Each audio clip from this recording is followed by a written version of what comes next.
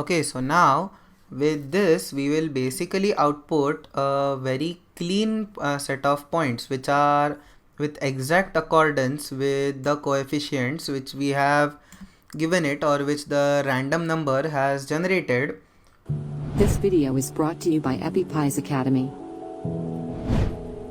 So now in order to add a bit of variation so that we can actually see our program working on well, we have to basically add some noise. Okay, and noise basically just means the scattering of some points but along a relative path which will be defined by these coefficients. Okay, so you have a particular graph of ax cube plus bx square plus cx plus d, and with that you just have some noise or some points which are scattered around but in close vicinity with that curve. Okay, so now to do that let's add another point. So we have dot add, and inside dot add we have to put in TensorFlow dot. Now we have to use in a method called random normal. Okay, so we have random normal,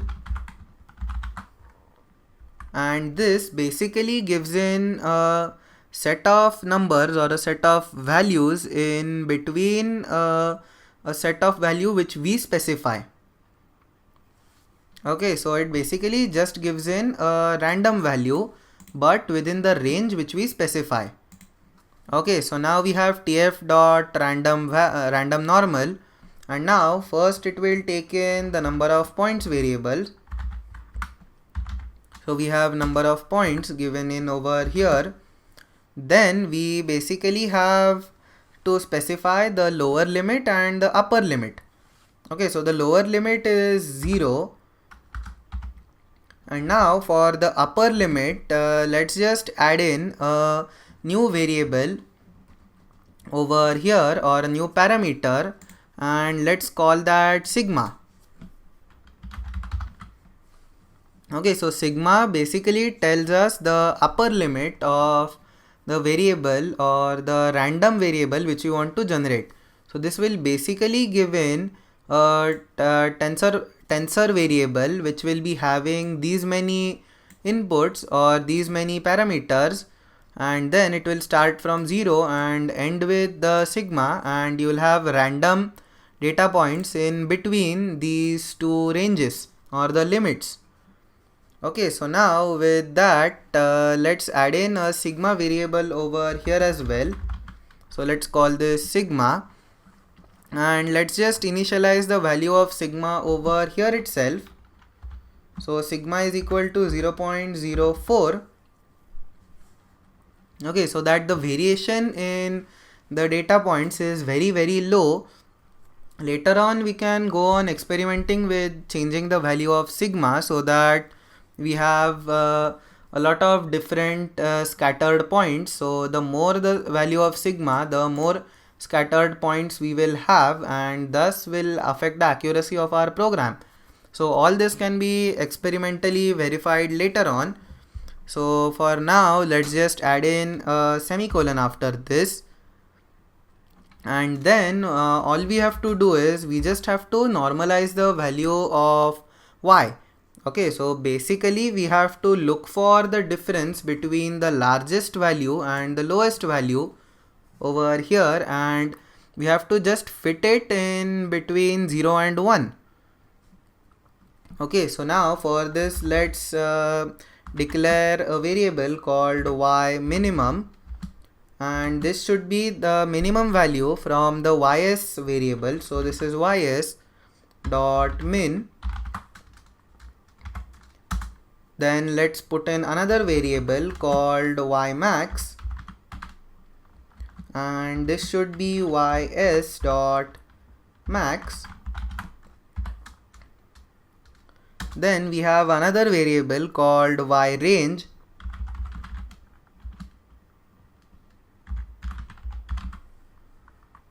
and this will basically just be the difference between y minimum and y maximum. So as these are tensors, then we'll have to use the dot sub method. So we have y max dot sub, and we have to sub y min from it. Okay, then the last variable which we have to declare over here is ys normalized. So basically we have to give in the normalized value of the y range, and normalized value is nothing but a new value which is scaled to a value between 0 and 1. Okay, so this is later on useful when we want to determine the slope of the graph.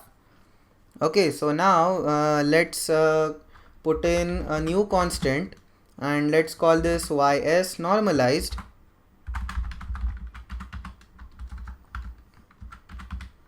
And then let's make this equal to ys again dot. Now we have to subtract y min. So basically we want to get in a central tendency over here.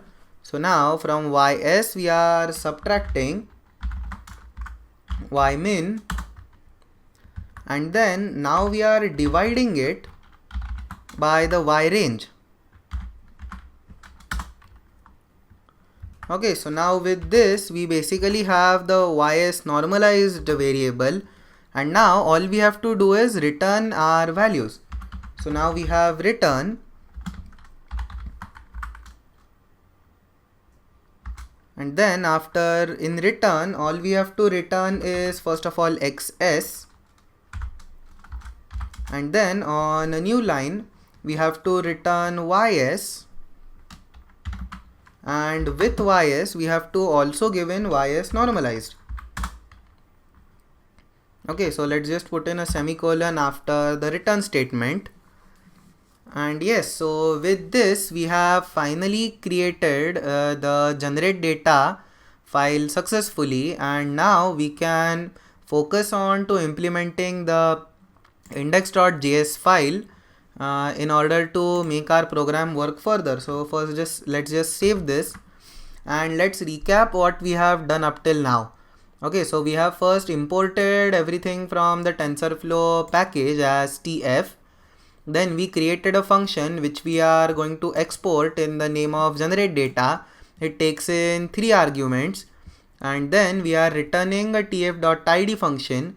Then we determine 4 variables which are the coefficients, and those are corresponding TensorFlow scalars.